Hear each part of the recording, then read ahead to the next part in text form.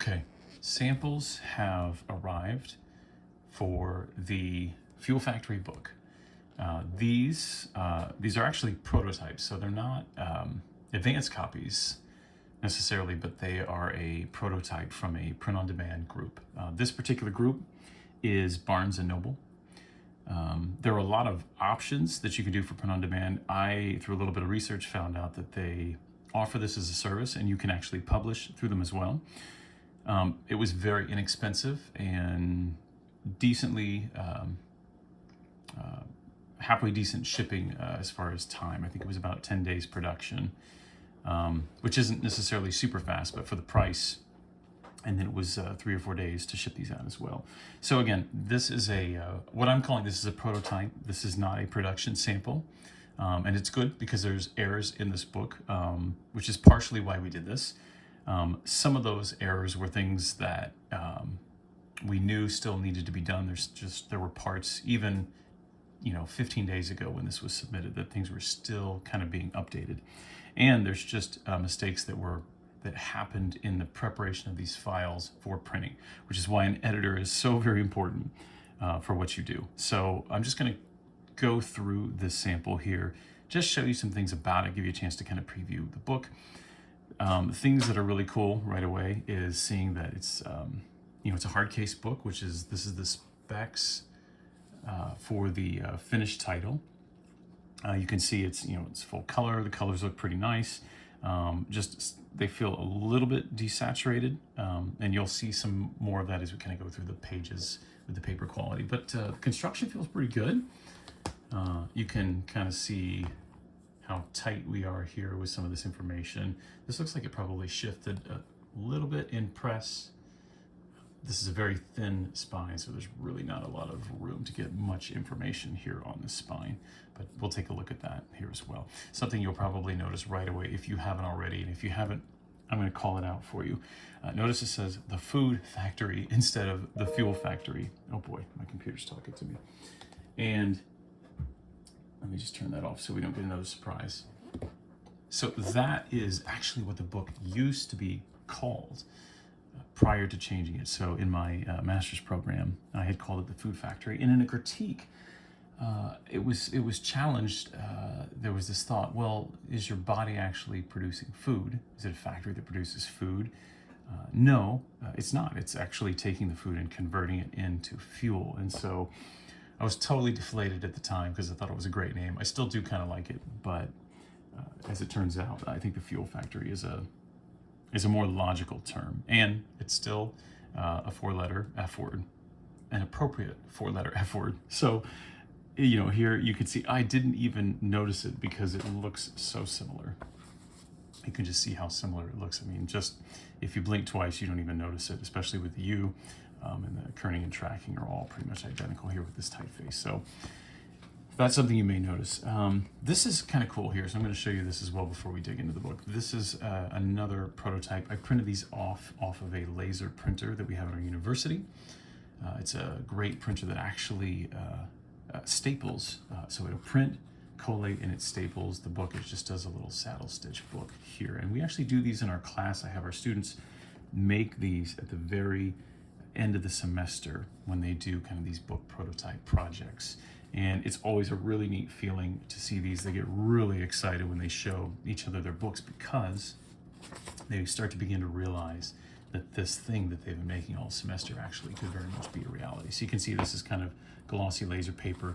You can see how rough some of these images are. And some of these are, this one was finished, so this one was done in my MFA program. It's been around for a while. This one was finished, but some of these, I mean, they're still you can see how rough some of these images are. So this is another prototype, but it was a much smaller version because of the limitations of the printer on the trim size. But this here is the full size version. You can see, hopefully, kind of got this on a small little tripod. I'm going to pull this back.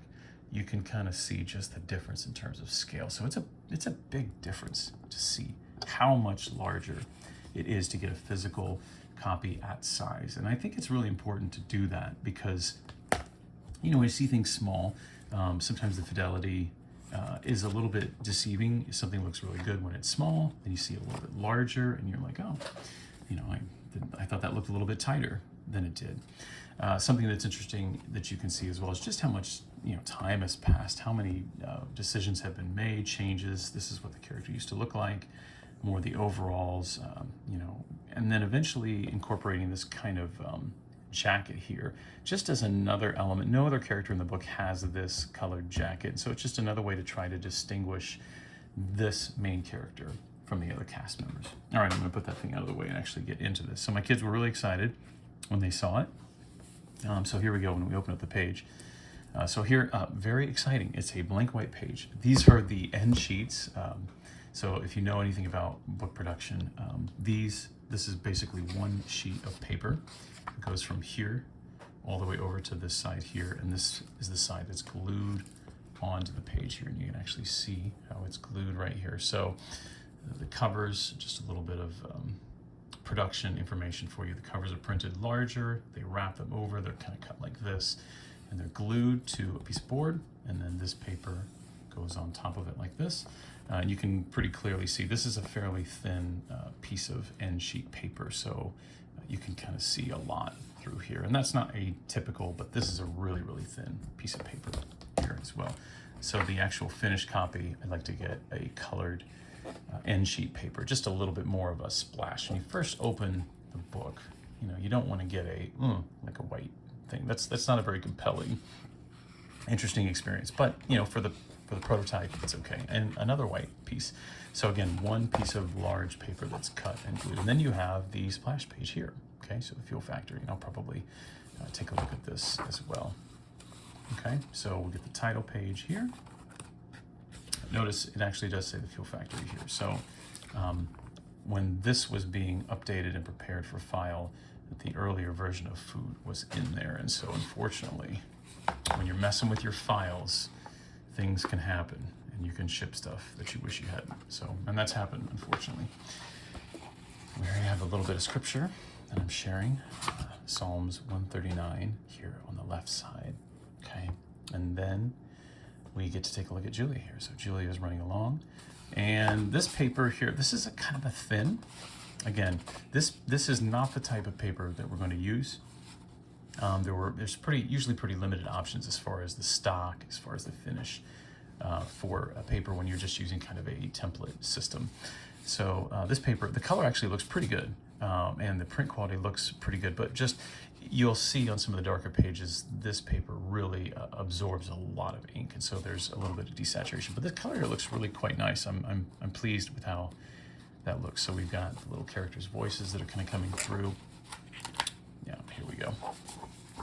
So again, color here, actually pretty nice.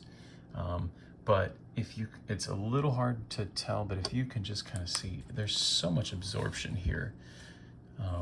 With this paper, it's really soaked up a lot of ink. And so the color looks good. Fidelity here is pretty nice, but it doesn't quite have that explosive pop with some of these richer darks that I'll be looking forward to see in the final press proofs here. But this page here, this is the introduction into the book, and we've got all of Julia on these light pages. Of course, the light pages look great. They're getting far less ink density into those here. Julia eating again, back in the factory here. So this is looking pretty nice. Again, you can see there's some beautiful violets here. And they're pretty deep violets here that are just kind of super kind of desaturated and pushed back. So that's okay.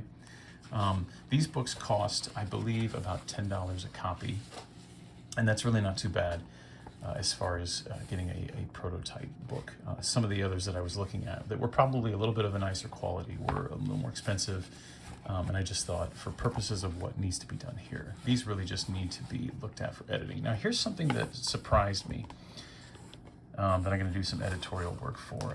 You can see here where this is going into the gutter. Okay, the gutter is the middle part of the book like this, and so this is where the pages kind of turn in like this. And you can actually lose information here. So you're always avoiding these margins here to make sure we don't lose too much information. But I was surprised a little bit.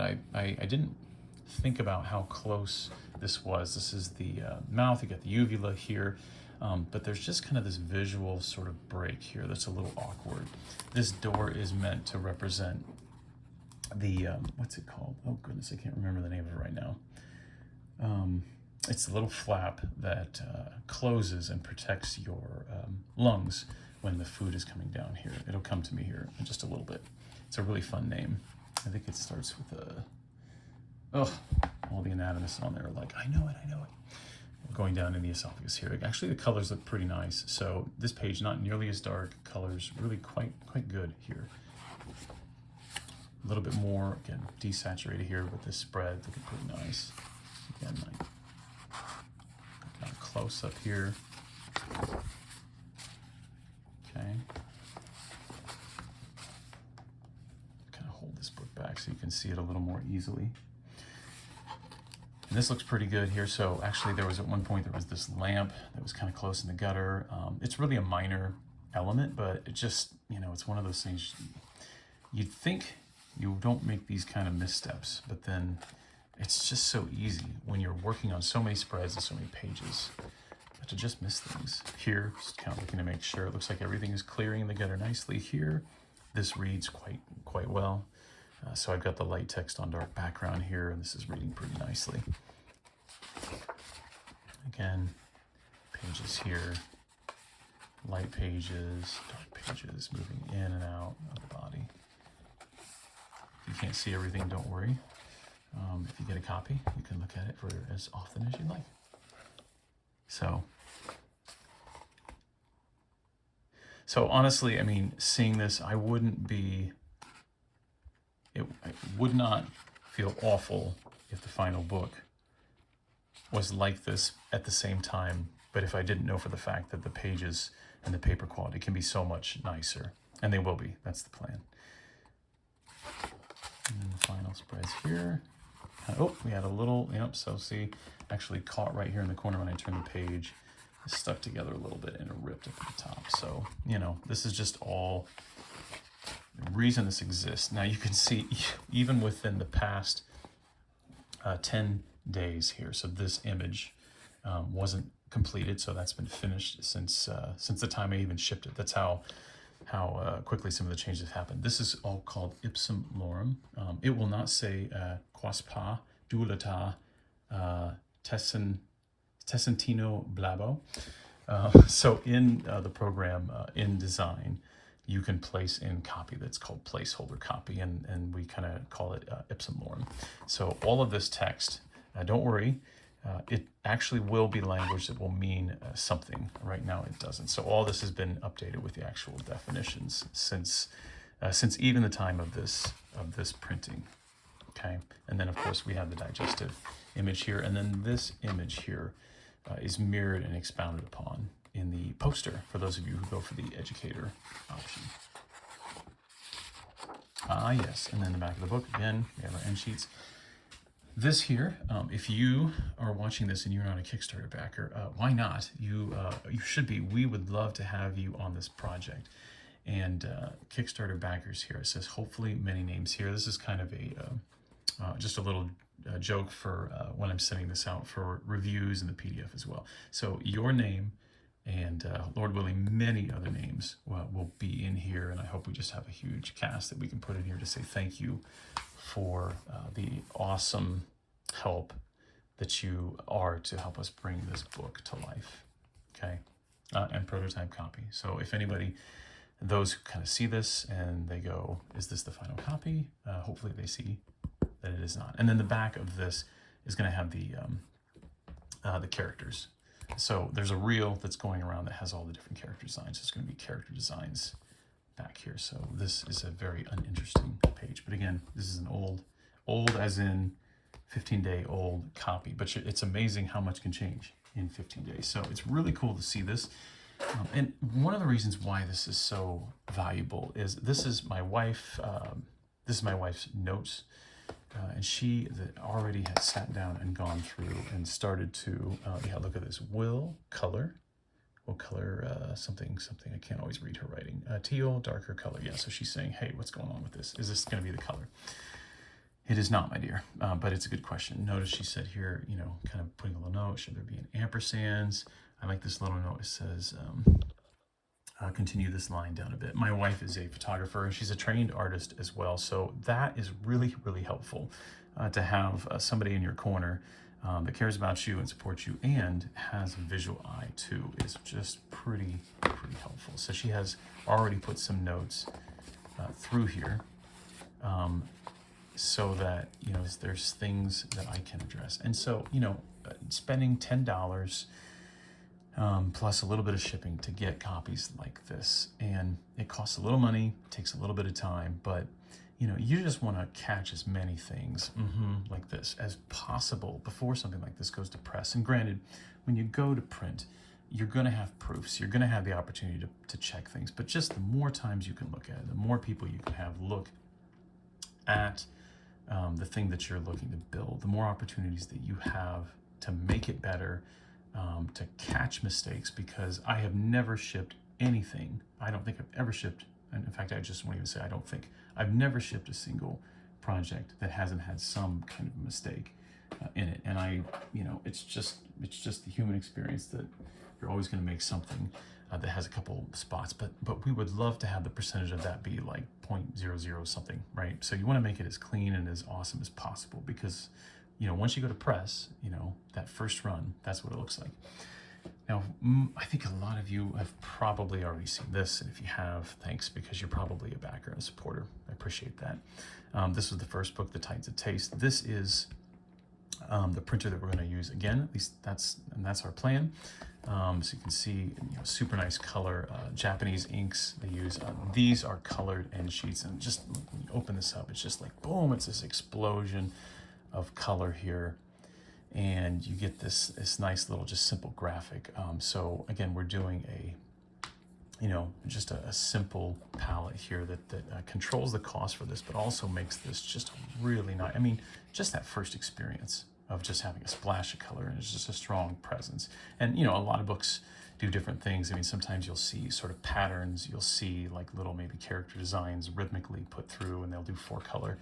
But we just thought this color was nice. And then you get here, and you get the title sheet, some imagery here, and then you get into the book and you can see just the difference. I know you can't actually feel the difference in the paper quality here, but just so much thicker.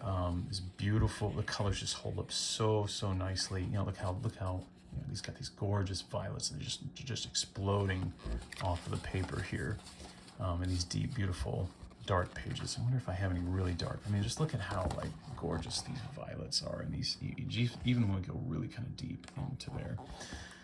And that is just really has to do with how good of a printer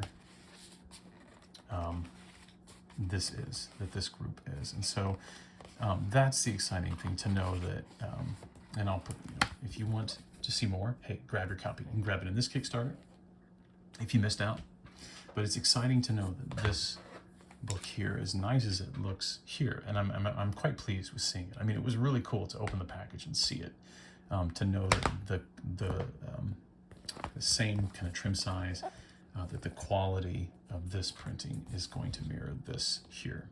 Okay, so thank you for this little tour that you took with me to look at these prototype copies. And again, we'd love your support. Jump on the Kickstarter and help us get this funded. We are so pumped about this book. We really think that it's a book that's just fun, silly, and that kids will really enjoy. But we also really just believe that this book really can be a help to help kids, you know, learn, to help them really kind of dive into this content, and to really think about how wonderfully made they are. I mean, their bodies are designed, their bodies are incredibly designed, fearfully, wonderfully designed, and just recognizing how special it is to be designed by the most epic designer.